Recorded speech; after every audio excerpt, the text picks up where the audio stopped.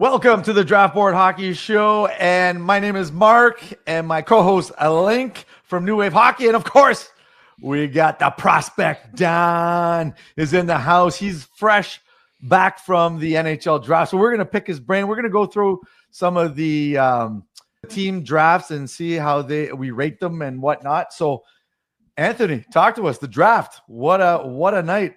Decentralized didn't really work out too well, though, right? Yeah, how was the 5-hour first round? I know your live stream was probably popping off. Oh, I had like friends and family over, so they were in the background. I thought it was gonna be like 3 hours. You know, where people were like, my brother was in town, he was coming in and out. I was like, he was actually feeding me drinks by the end of the night. I was like, I need a drink. So it was fun. Yeah, it was long, but we made it through.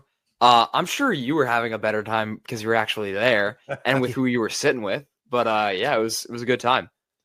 You know, I got to sit with Muskegon Lumberjacks broadcaster and Marco D'Amico, and it was really cool because when we drafted Václav Nestrasil, not we, the Blackhawks, everybody hates we, so this guy says. I'm so He's on sorry. the team.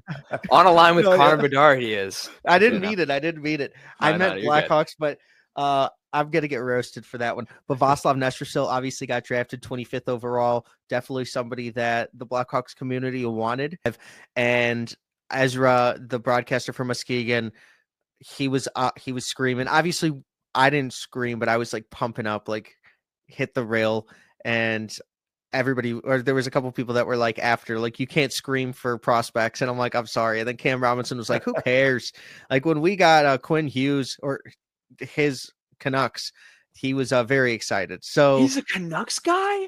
I believe so. Like that's what he was talking about.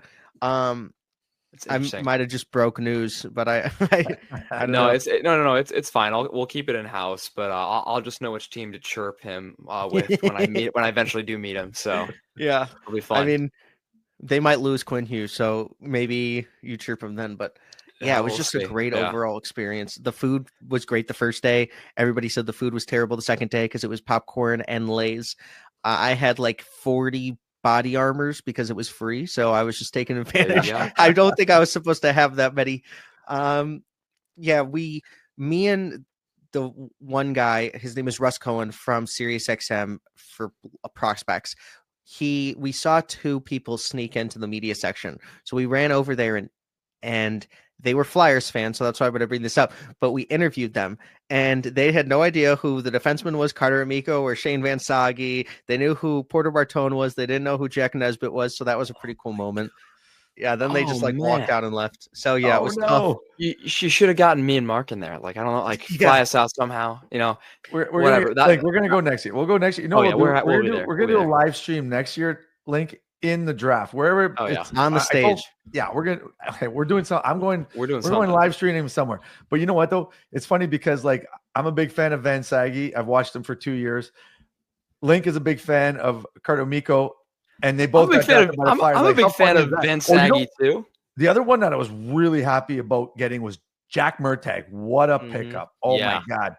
Oh yeah, I want to get into the Flyers draft a little bit later because there was a bunch of guys that I actually thought were really, really solid picks. But going back to like actually draft night, not only did I want to apologize to the prospect Don right now because I made my own little personal mock draft and I was looking at who the Blackhawks could draft, and obviously Frundell seemed like the likely guy at 3 and not 2 because whatever. I'm not going to get into it. But at 25 and 29, I was like, I don't know who they're going to get. And I'm just thinking of what like the prospect Don would say, and I predicted some guys that were way off, and they ended up getting Nestrasil and Mason West, which are the two guys that are on the prospect Don's like lips all the time. He's always talking about those two. I just didn't listen, so I want to apologize. We were saying this on draft night that we were like, you know the funny thing is my final mock, I have Nestrasil at 25 because of the prospect Don. I said, you know what, and I even said, I don't. Personally, I don't know if Nestrasil is going to go here, but because the prospect Don says Chicago wants Nestrasil at 25, I put him on my mock, and it went that way. It's unreal. Who would have thought? I mean, guys. They love them. Muskegon Lumberjacks. They've drafted 2 back-to-back in the first. Yep. And it was kind of interesting because I feel that if I, like me and some of the other Blackhawks community, if we didn't go onto this like Václav Nestrasil bandwagon, the fan base might have rioted. I don't know what happened with us, but it was like we knew he was like there was a huge chance he was going to be a Blackhawk. Like there was something about this guy where he's a Grand Slam hit, basically 6'6" center. Like with all of our small guys, it just kind of made sense, but we didn't know why. And also, he could have went 40, and I would not have been like that surprised just because Van Sage went 48, and I thought like teams would want him more because he's more projectable. It's just kind of the way it went. So thank you guys for saying that. It was awesome during draft night when we got him, as well as Mason West. We added 13.2 feet with those 2 picks. I have no idea. That's unreal. One of the things that I learned from Cam Robinson, as well as I told Johnny Lazarus, then he asked Mason West at the podium. I said, Mason West didn't actually know it was his draft year this year because he was a junior in high school. So he didn't know that. He's still going to play football, obviously, his senior year, but this guy's so talented and has such high hockey IQ, and he is not even like fully into playing hockey, which is just insane. So high upside Grand Slams. Those were really good analyses there. I love the stories that came out of the draft too. Obviously number one, I guess we were talking about it. We were tearing up when Matthew Schaefer got picked. The first pick. That was really, I hate saying tough to watch, but like it was a little bit of a tearjerker. But my favorite stories came at the butt end of the draft. One was, I think it was a Leafs prospect, Rylan Fellinger, who was selected, and he was just tall defenseman from Flint. Didn't think he was getting drafted, and Brad Treliving called him on his draft night, and it was called him on his prom night. I'm sorry, what am I saying draft night for? But he didn't know he was getting drafted, so he was at prom, and Treliving was like, "What's that music in the back?" It's like, "Oh, I'm at my prom." So it was a whole ordeal. And then Aiden Park, who I've been like a sneaky fan of because he's been like a Shattuck guy. Then he was a USHL guy this year.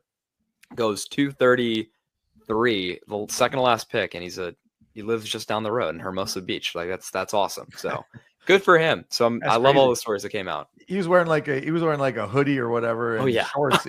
Yeah, he was just watching to see who else got drafted from his buddies, and he got drafted himself. So gotta love it. Yeah, the only reason he was there is because Riker Lee went on a private jet, they said, and totally was like, okay, I'm gonna go to the draft. Was not with his family, was with a couple friends.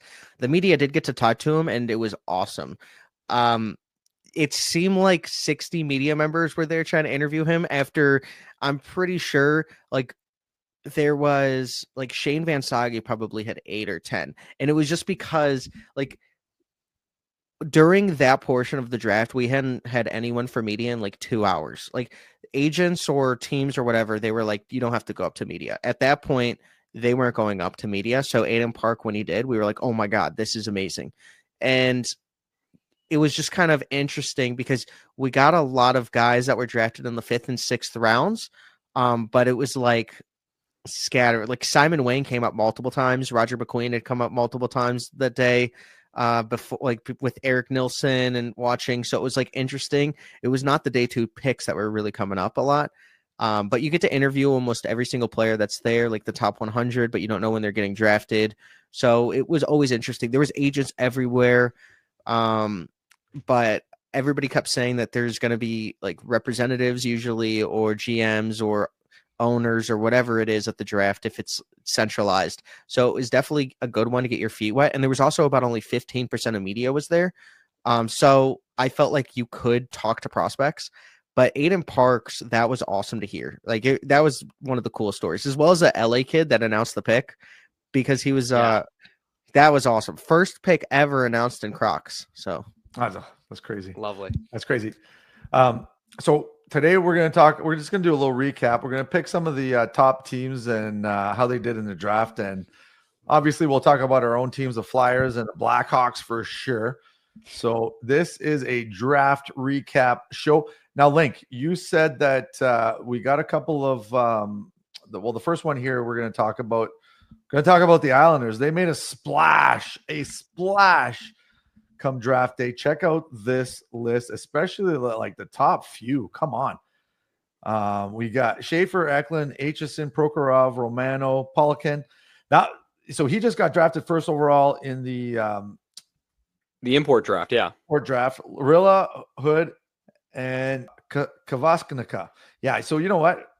What do you guys think of the good old Isles there with that little draft right there? I mean, hey, them making a move with the obviously no Dobson trade and getting 16th and 17th overall, and landing Eklund and H's, like, come on, what a draft! Like, that first round was just a great draft. Lights out. It's a fantastic draft. First of all, last year we saw San Jose arguably win the draft because they got Celebrini, but they also traded up for Sam Dickinson the day prior. This year, it's a completely different thing where you get 2 picks around that range. And they ended up landing a guy who I thought was top 6 worthy in Victor Eklund. Fell outside of the top 10. I was like, okay, sure. I thought he was going to go somewhere soon. I thought he was a Detroit guy. Falls away all the way to 16. I don't know how that happens. I don't know why it happens. I don't know who let it happen. But I know the men are responsible. And you know what? I think this pick's going to haunt you for a long time. Secondarily, Kayshawn Aitchison, my boy, I need to get a new puck. Whenever I go to UBS, I got to get his puck. Because I'm like, hey, like, look what I have. Tremendous talent as well. I was a little bit surprised that they didn't go with Logan Hensler, because I really thought that he was going to be an Islander. I also kind of wanted him to be because I predicted him to be an Islander the day prior. But Kayshawn Aitchison, what a snag right there at 17. I love his physicality. Who doesn't? And he got the goal scoring pedigree there. And we could talk all about the other later picks, but I wanted to highlight just one more, their third lefty in this draft. Sam Larilla was in the running for, I think he was a finalist for USHL Defenseman of the Year. He did not end up winning it, but he was an overager, but he's a late August birthday. He's like August 30th or something like that. And he was in the USNTDP last year, and he should have been drafted last year. He was fantastic last year. He goes to Fargo and is even better. So I think getting those 3 defensemen, they've really rebuilt their back end, and their left side is looking fantastic with all the guys they got last year and who they had of the guys they got this year and one of the guys they got last year. So I just wanted to make a point. So you just talked about who they drafted. So think about that. They went lefty, lefty, lefty. You know, we always it's funny because when you're doing mocks and stuff like that, you're always like, okay, they're going to take Hensler because they need a right D, right? Because they just got rid of Noah Dobson and they're kind of weak on the right. I think that the NHL, for the most part, best player available. And you know what I mean? And then you go from there. If you need a right shot D, you go and find it in free agency or whatever the case may be, trades. But it just goes to show. And another example is San Jose. So their late first round pick, who'd they take? They took Ravensburger. They got Askarov. They just picked up Askarov. So why are they taking Ravensburger? Again, there's a method to their madness. And I think as, public scouts, I guess you could say, or amateur scouts, whatever you want to call us, we just don't know the mentality of the NHL game yet, because there's so many times when we're like, oh, they're going to take this guy because they need a right shot D, or they're going to take this guy because it is always different, man. I'm telling you, the NHL, it's a head scratcher when it comes to drafting. And case in point, like I said, the Islanders taking 3 lefty back to back, basically first round, second round. And was it Larilla was 4th round? Yeah, he was the 5th, 138. Fifth, yeah. Okay. So you know what I mean? So it just goes to show, right? I think that moving forward, I'm going to start going maybe best player available, because obviously a lot of think about that. What do you guys think? Yeah. Okay. So I agree with you. Oh, sorry. No, go ahead. No. So the thing about the NHL draft is you're drafting these guys 17, 18 years old. It's not the NFL draft. I have always said you are drafting assets. You take best player available every single time you can, and you never try to fill a need. Unless you're drafting 1 or 2 and it's between Matthew Schaefer or Michael Misa. Obviously, if it's a right-handed defenseman or whatever it is, or that might go into your list a little more, like it did with Artem Levshidov and Demidov. I would have taken Demidov because it was best player available, but it's always best player available. Same thing with the Habs when they took Reinbacher over Mitchkov. Maybe Mitchkov didn't want to go there, but you take best player available every chance you have, and then you work down. It doesn't matter what position somebody is, because you might have a different hole to fix later on. You're drafting players like, let me do an example. Number 20th pick, Artemonov. You basically drafted a player that is signed now for till 2030 in his MHL team or KHL in Russia, and you're drafting him for the next regime unless you buy him out. So I get why teams like San Jose are just taking Ravensburg, they took Simon Wang because it was best player available with the upside. I mean, it's basically just upside case because it's lotto tickets regardless, 50-50 if they make it for 200, and then 200 games is a little lower percentage. But I like what the Blackhawks did. Like Daniil Prokhorov at 42, that was just an amazing pick. Yeah. And you get him at 42. That's no risk. They basically had 4 first-round picks because of the Prokhorov pick. I think he should have definitely been like 31, 32 based on how we saw the rest of the board fell. Maybe a team should have went up and tried to get Lyndon Lekovich. I think that was the only player, or Malcolm Spence. Maybe that was the only 2 players that I was like interesting, because they could have selected Malcolm Spence at 42 instead of, because he went 43, and give Matthew Schaefer a really good buddy. I thought the Blackhawks should have done that with Andrew Crystal, because you're drafting for talent, you're getting an amazing asset, and he's somebody that could be ascending while also giving your player a really good friend for your roster. Now we're trying to find a friend for Bedard, even though we could have had him already. So I believe that they hit it out of the ballpark with the Islanders selections. You get one easy franchise player in Schaefer, and then you get another franchise player in Eklund, in my honest opinion, based on who they're going to have in their top 6 for the next 10 years, because this guy is going to be a top 6 player. The fact that he fell to 16 didn't make any sense. If you were going to make that Dobson trade, you're going to definitely pick best player available on both of those picks, and that's exactly what they did. Kayshawn Aitchison should have went in the range of anywhere from 12 to probably 17. So the fact that they got him, even though he is a poor skater and might be worse than Porter Martone, shout out to Stephen Ellis for saying that, but it does go to show you that you're going to take best player available regardless if you're Matthew Darche or in whatever the team is who's selecting for the Islanders. They did incredible. That is how you rebuild a team. They went from nothing to Yzerman, Colin Ritchie, a 2026 first, and this draft class by giving up, what was it, Dobson and Brock Nelson. Fantastic haul. You needed this exact haul if you're going to retool quickly. This is exactly what teams the Ducks, the Penguins, the Predators should be doing. Obviously, the Ducks already rebuilt a lot, so you don't have to, but this is what those teams should be looking at. And I do want to quickly counter with the Spence and the Lakovic falls, because those were pretty significant. And then we'll go into the Blackhawks, see how their draft was, go one. Actually, I guess San Jose is now. We'll see. Whatever.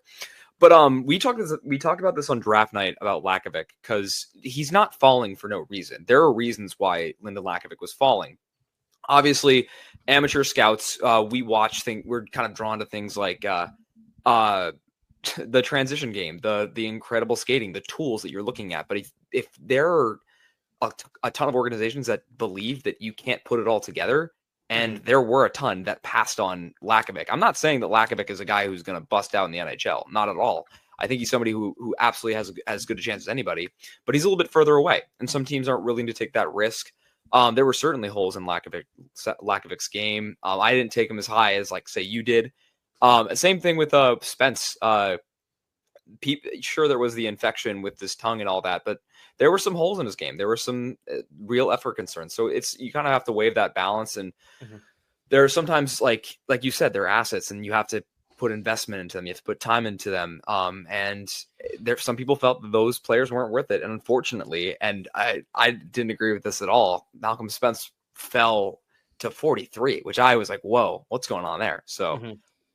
Yeah, I think, you know what, the other thing is, like you said, taking some swings on some players too.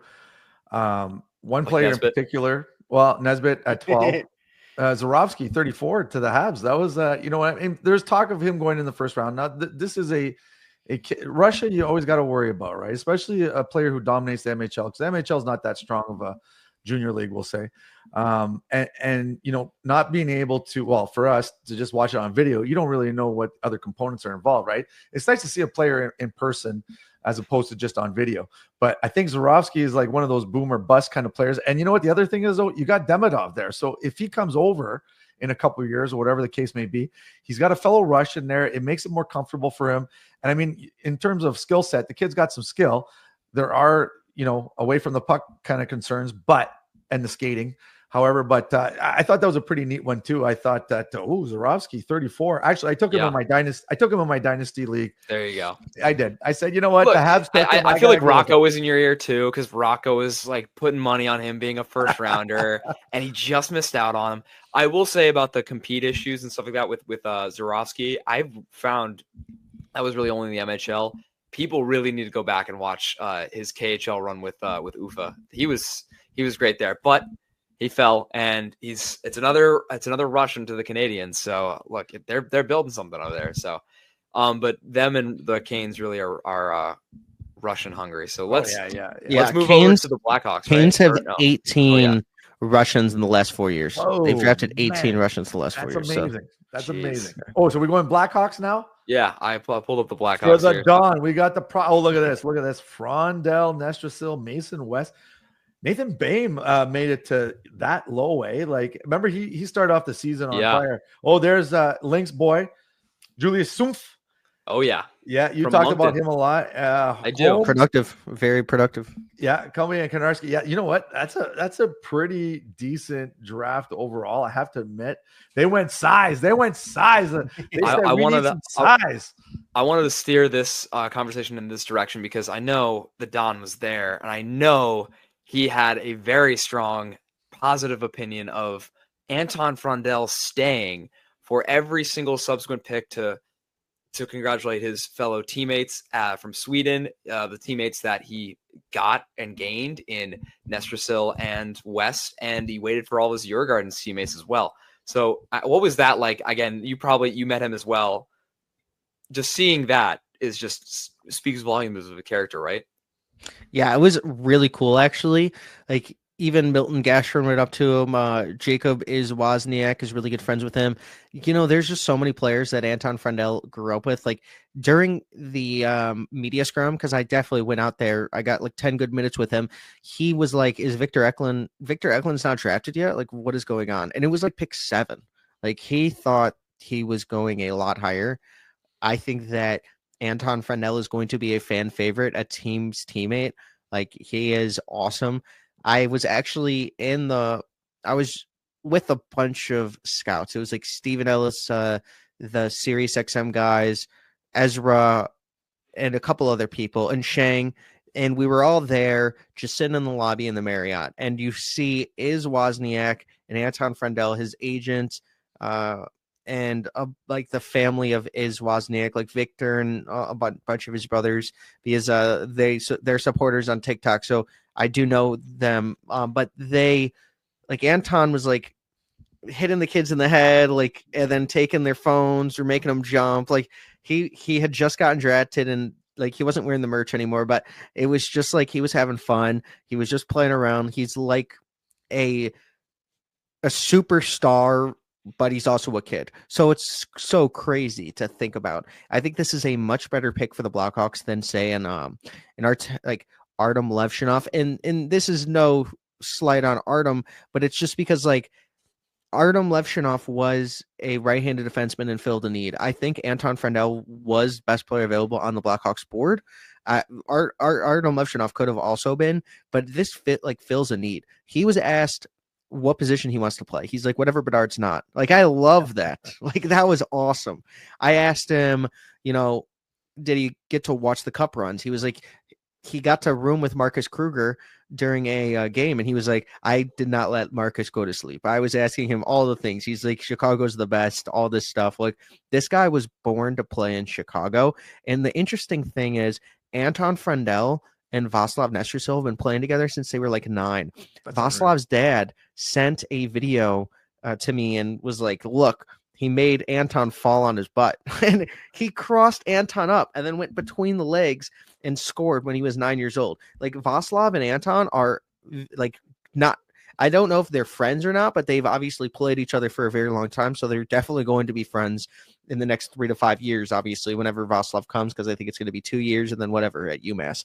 But Anton Frondell is a incredible person, and I think we found Bedard's line mate. And he's also a power forward, more power forward than anyone in the top 6 or 7 or 8. So I feel like it was just a no-brainer selection once Misa didn't fall. And that smoke was wild. The couple of days leading up, I was on my feet. I had no idea what was going on. That's a great segue because I just pulled up the Sharks draft, and I was a proponent of Misa being the best player in this draft. No shade on Schaefer, no shade on my boy Higgins either, but Misa had a fantastic year, and he goes second overall.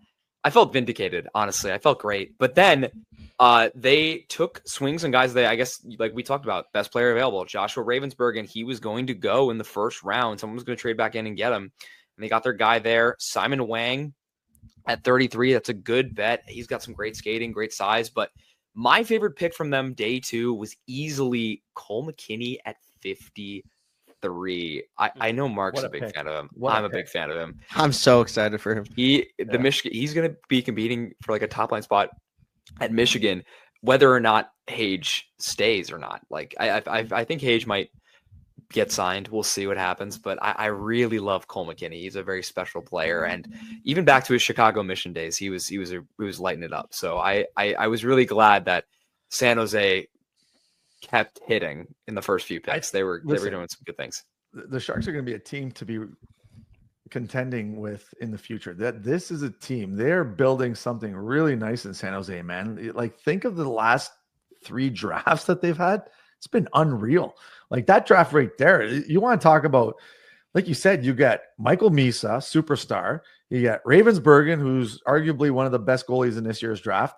And then you land Simon Wang, who is absolute raw talent that if they can turn him into something special, like, and then Cole McKinney, like, I love Cole McKinney too. That's a pretty sweet top 4 in your draft. Like, and San Jose is doing it right. I'm telling you that this is going to be a team. This is going to be a team to watch in the near future. Watch out. Yeah, San Jose obviously hit a lot of what their organization needed. Misa is just a plus. It's a surplus of top 6. Actually, I guess they didn't need him basically, but who wouldn't want Michael Misa? Like, getting Simon Wang, I think, was fantastic. Like, not value, I would say. I think they left some value on the board, but exactly what they want. Home run swing, big defenseman that it can skate really well. This is definitely a good lotto ticket for them to have. I love Cole McKinney. Joshua Ravensbergen was definitely a value pick because he fell that far. I thought he was going to be picked a lot higher than that. I thought he was going to go kind of where Artemanov went. Andrianov, yeah. And Cole McKinney, I just love. Shout out Michigan's head coach, Brandon, who actually came up. Like, we met at the draft and he said, "Oh, you're the prospect on." And I was like, "No way, you know me." And then I looked if he followed me, and he did, and I didn't follow him back. So I had to follow him back. And I tried to look when he followed me. That was the coolest thing. I know. He literally knew who I was. And I was like, no way. So I have to go to a Michigan game this year. It's so cool. Come on down. I got the spots. Awesome. I got the spots for us. It's unreal. It's an unreal rink. I feel like Mark works for the San Jose, organization, because they took he took Misa, who he's watched probably the most, Chernyshov, and then they took Michigan man. Like, it's just interesting. Obviously, Cole McKinney doesn't play for Michigan yet, but they took NTDP. NTDP. All right, exactly. So, but no, now moving on to, because we've talked about a lot of the picks. Now we're moving on to me and Mark's team. And look, draft night was a little bit rough because I guess there were like people that we wanted on the board, but kind of looking at this wholesale, I can't not look at this and think this is a fantastic draft. I think this was one of the best drafts that a team had. And it really all started and kind of ended with the second round. The second round, I personally think you got guys who, you have 3, maybe even 4 guys just from the second round who are bubble, if not first round picks. Amico, I've said my grace about him. You have no idea how happy I am to have him as a Flyer. Jack Murtagh is one of the youngest players in this entire class. He's going to be 18 in his entire year for BU. Shane Van Saggy, again, he's a first rounder for me. He was just fantastic. All you have to get is the offensive game out of him. And Matthew Guard, just a dog from Red Deer, just incredible in the paint, in the blue line, and in transition and in the faceoff circle. I was really a big fan of him. And kind of wholesale, I just was looking at like the Nesbitt pick. I'm like, it's not that bad because he can skate. He's a big guy. He's kind of what they're searching for. And looking back at even Porter Martone versus the James Higgins argument, it really was always going to be Porter Martone, just kind of with the pedigree with that he he's has. A flyer. That's a flyer. Yeah, he's a flyer guy. I was watching like some of the things that were coming out of training camp, and I think it's I forget the guy's name. I think it's like Austin Montgomery. I don't know. Jeff Merrick retweeted an interview of the guy that he says is going to be a future general manager someday. So I was watching the whole thing when I was in the gym. And while I'm doing pumps, he's just saying, yeah, Porter Martone, yeah, is just a beast on the ice. We were showing him stuff in the weight room today, and he was impressing us. I was like, yeah, awesome. I was just like, that was my motivation at the bench press today. I was just like, that was so awesome to hear all that. But no, I think the Flyers really came out with this with exactly what they wanted. They are emulating the Florida Panthers kind of to a T. You look at the guys that they're drafting, they're going to be hard to play against. So they have their skill, guys, theoretically. Now they have the size and the physicality to just kind of supplement that. So I really thought they had a great draft. So what was Prospect Don? What was the word on the street for the Flyers draft? Inside, as an insider, what'd you hear? It was an A+. No one did better in day 2. The Nesbitt trade up was the one where everybody was talking about. But here's the inside info on this. 3 teams in the teens wanted Nesbitt. He was the guy that, I don't know if you watched the NFL draft or if anybody did. Colston Loveland was the guy that everybody wanted, but nobody was talking about. And the Bears drafted him 10 overall. And there was like 4 teams that were trying to trade up, like the LA Rams, who always hit. They're basically the Hurricanes of the draft. And every team wanted him. That was the same thing with Nesbitt. 6'4", really old style player, good center. Him and Jet Luchenko are going to be able to interchange second or third line based on who's better, who plays better, and who's better in the playoffs. I think Jack Nesbitt's going to be your playoff 2C, in my opinion. I really like this pick for them. And also, who would I have taken at 31? It would have been Van Sage or Carter Amico. So, like, they basically got so many first-round picks. Essentially, the 2 picks that they traded up to get Nesbitt, they got those 2 guys who I would have picked with those 2 picks. And Murtek for free. And Murtek for free. Well, not for free, but like still. And to think that we also traded away a pick to the Ducks. I said we. See, I'm doing what you're doing now. So the Flyers also traded a pick away to the Ducks to get Trevor Zegras. Yeah. I think they are really, really making a case for winners of the offseason. Slow down. That's a very, very hard title to give out, and a one that's been cursed many a times. Predators. But you know, I feel like they had a really great draft. And it kind of is capitalizing on a really good just a really good offseason that they're having. So, but yeah, I honestly and as far as teams go, that's all the ones I want to get into, but I did want to get into a few guys who like fell on my list that it landed someplace else. I guess we talked about Zarovsky, but the Canadians also had a pretty good draft too. Oh, you're talking about LJ Mooney? LJ Mooney was one of them, but I liked 2 guys in particular, Hayden Papanekas and Bryce Pickford. But we can't not do this podcast and mention Milton Gastreen, second round to the Washington Capitals, to a division rival of my favorite team. But I can't think of a better organization for him to have gone to. That they have been making some great picks in the second round, and they have looked really, really good in year 2.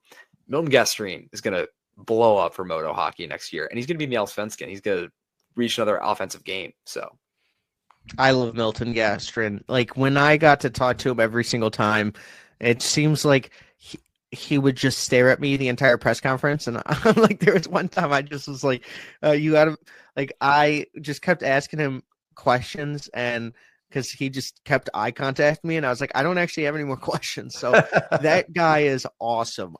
Definitely, I think he's going to be an NHL player. I think that was a faller for sure. Also, a faller was Cam Schmidt going to 94th overall to the Stars. Like, how did we allow that to happen? They might have just got another Logan Stankoven, maybe. But for Montreal, Carlos Sandell, who I've compared to like a Nicholas Chalmerson with more upside. He had 30 points this year on a bad team. And, you know, I mean, they were the lowest scoring team in the league. So I thought that was really good for them to get him. Habs obviously got Dobson, so you got to add that into their pool as well. And if the Flyers, to go back to the Zegras thing, they have 5 NHL players that they drafted in the second round, basically. When have we ever seen that? Because Matthew Gard is 6'5", who's going to be able to play on your PP2 and just get in front of the net, in my honest opinion, and just be that guy that's screening. He has great hands, puck deflections. I think that I've talked to him multiple times this year. I really liked Matthew Gard. I was like, wow, the Flyers had the draft I wanted. The Blackhawks did, because I believe that they had a good draft, the Blackhawks, with like Mason West, Václav Nestrasil, obviously Anton, but then we got Nathan Bim, and it was kind of a drop off after that. I know a lot of people like Parker Holmes, but he had 1 goal in 21 games, and then he got hurt.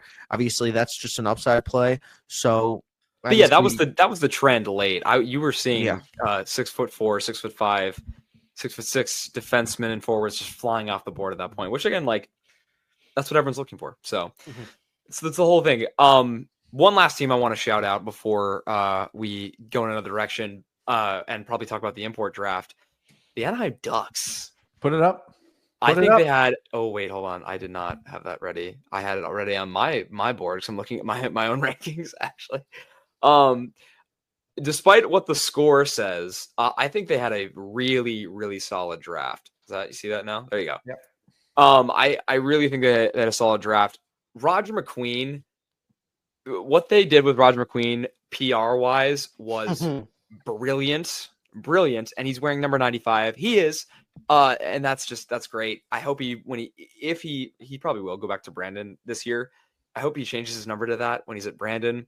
But Eric Nilsson was a great grab in the second round. I still like Lasse Bolius, but later in the draft, they were just grabbing young guys. They were all August 2007 birthdays, and they all had upside, like Anthony Allen Samake, who's going to be going to UConn next year. I definitely butchered that name, so I'm sorry. They got McQueen's teammate in Turco with their last pick. They got a guy like Drew Schock from the USNTDP, who's a Michigan commit. He's a young guy too, and he's going to be playing at Michigan next year for the whole year. So you've got a couple of guys here that are just, we'll see what they can do and become. I really, really like their draft wholesale, but it starts with their first pick. And you guys know how much I love McQueen.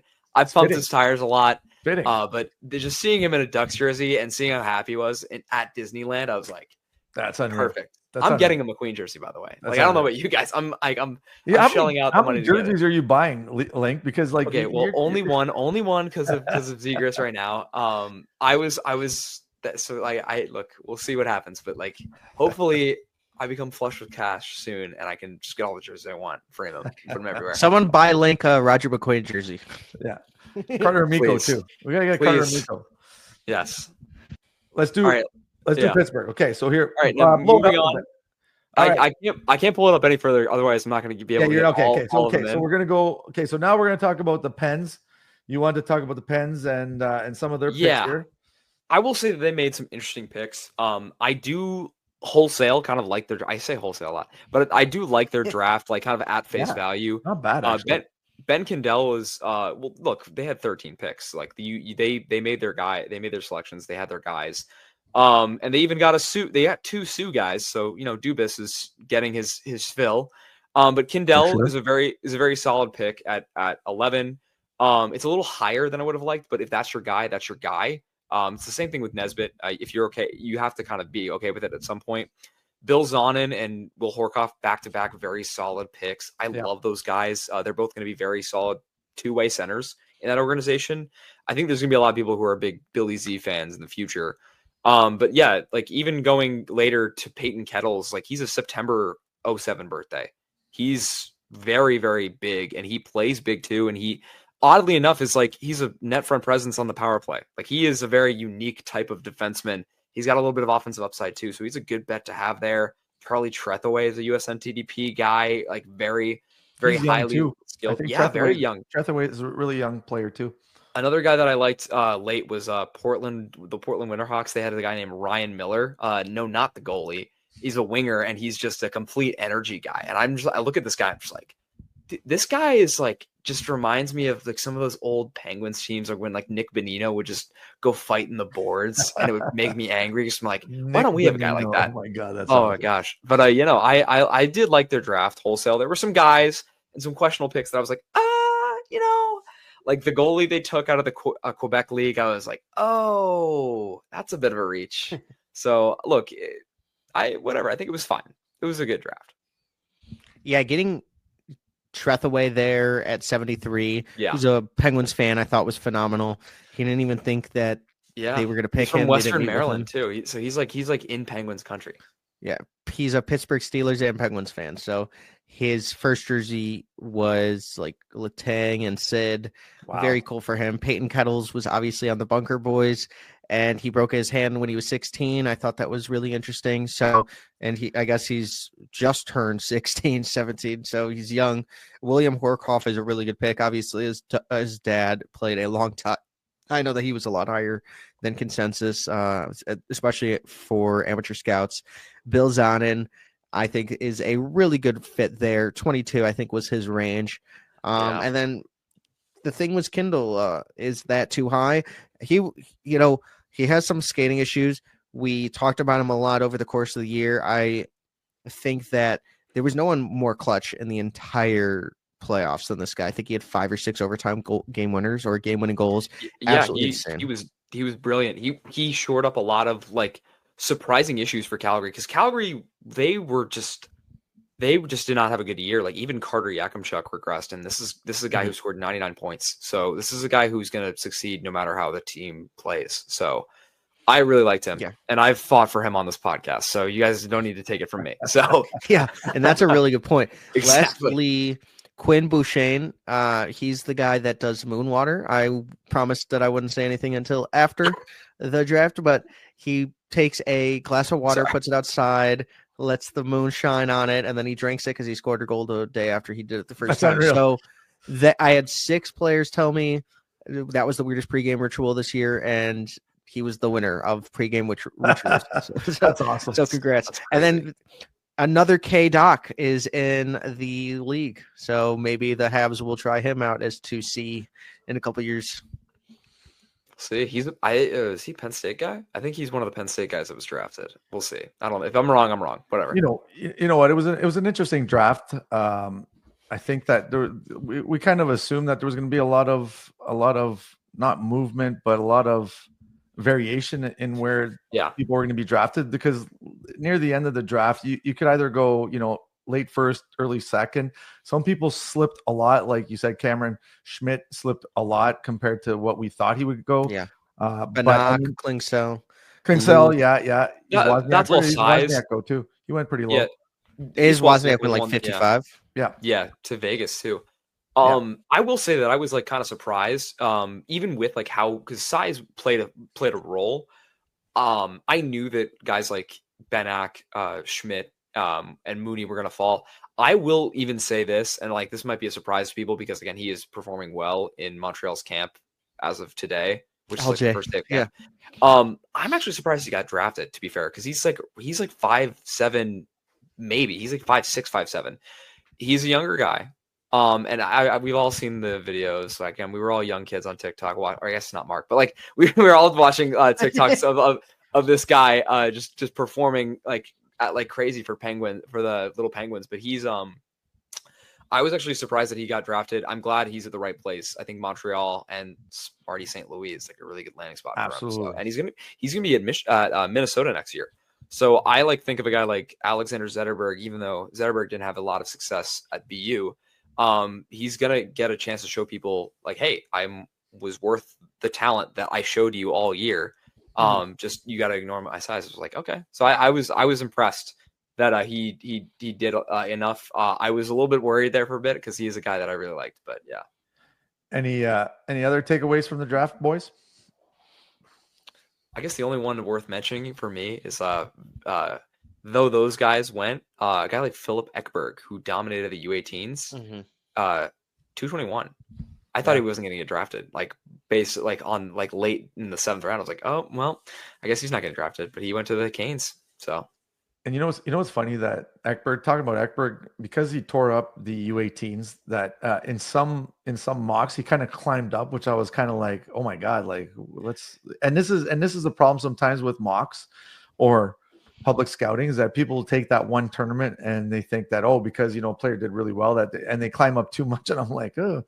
I think, because I think some people had put him in like late first. I'm like, what's going on here? No. Well, you know what I mean? Like that's I'm not like, come on, I'm not going to do that. But I had him hovering like in my like 60 or 70 spots, and I was like, maybe he falls like past the top 100, but I don't think he was going to. Because what? Even in the he started turning it around in the second half of the season. Yeah, I really thought that he was somebody that like people would have taken like a chance a little bit earlier on, but I guess not. So look, it happens. Here are 5 quick names that I wanted to say. William Moore going to 51, I thought was an absolute steal. And then the Hurricanes went back to back at 62 and 67. They got Ryabkin, which was wild to see him fall that far, but also surprising, or not surprising. And then Kurbin Limitov went 67, which I was kind of surprised about because I had him top 40. David Bitkowski at 71.